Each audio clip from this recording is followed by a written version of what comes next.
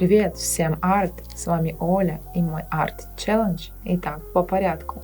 Но сначала приготовлю свои кисти, которые хранятся и великолепно сохнут у меня вот в таком вот чехле. Освобожу место для новых замесов в моем чудо-кейсе для смешивания и хранения красок.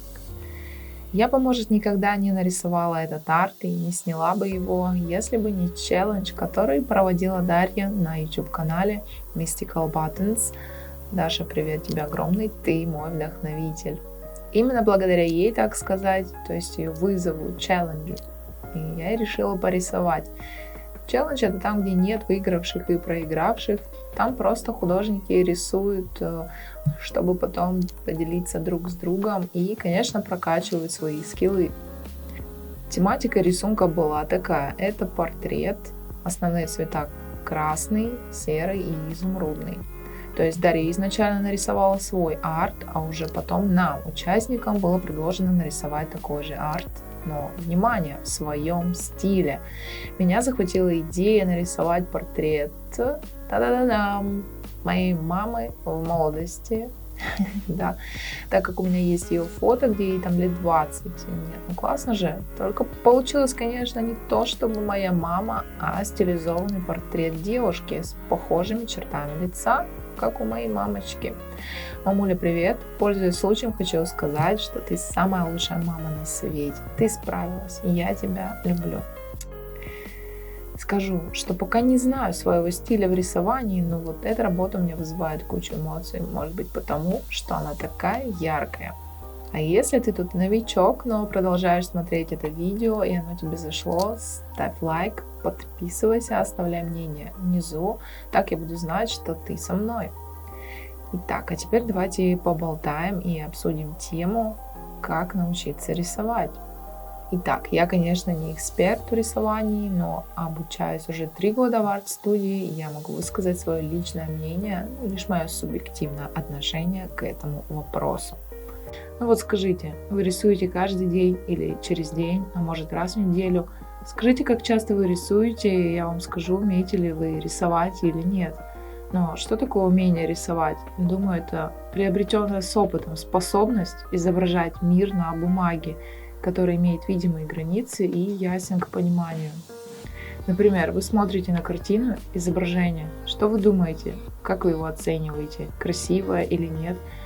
Я бы задала вопрос так: что главное на картине, а что второстепенное? Думаю, так легче передать идею. Так вот, рисование — это все та же передача идеи, задумки, которую зритель прочтет.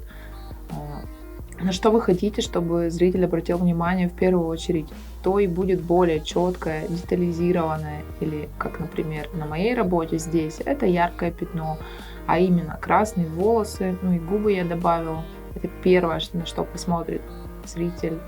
Итак, первое, что нужно, чтобы уметь рисовать, это понимание того, что главное в рисунке, а что на втором плане.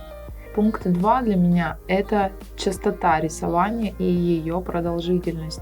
Думаю, реально можно научиться рисовать, делая это каждый день, ну или так часто, как можете.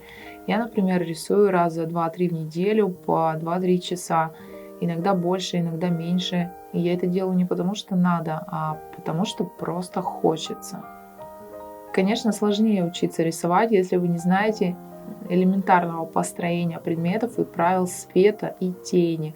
Это также необходимо, чтобы научиться рисовать.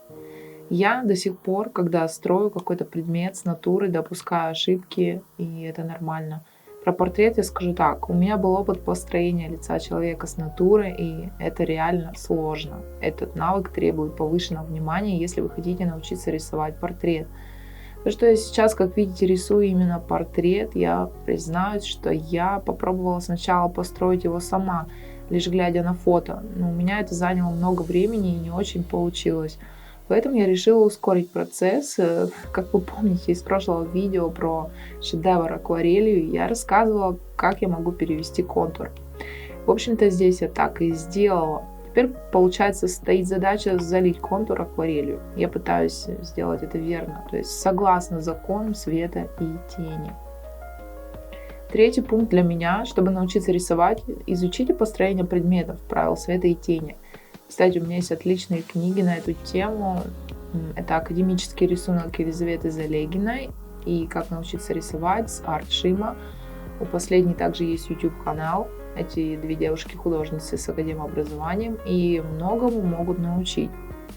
Но я все-таки считаю, что не нужно следовать чему-то исключительно академическому. Может, только поначалу, да? Даже если вы рисуете криво глаза, но только если вы делаете это намеренно, то можете считать это вашим стилем. Но если они у вас вышли кривыми, но вы такими не задумывались, значит, вам нужно больше практиковаться. Как научиться рисовать? А как именно вы хотите научиться рисовать? Ведь, по сути, рисовать умеет каждый. И здесь мой личный ответ нескромный. Я лично хочу научиться рисовать как Бог. Такая фраза крутилась в моей голове. Но сейчас объясню, что я имею в виду. Что я хочу рисовать как обычный художник с образованием и со своим стилем, который может изобразить все, что захочет. Да, именно захочет. У него это получается. Пусть не сразу, но когда смотришь на его картины, они завораживают своей красотой. Поэтому пункт 4. Ставьте четкие цели, к какому результату вы хотите прийти, если действительно хотите научиться рисовать. Ну и 5 пункт. Если рисуете что-то, делайте это увлеченно, с желанием. Если берете в руки кисть, думайте только об этом. Как же замечательно просто рисовать. Живите именно так. Рисуйте на 100%, выкладывайтесь, и тогда результат вам понравится. А это были мои размышления на тему, как научиться рисовать.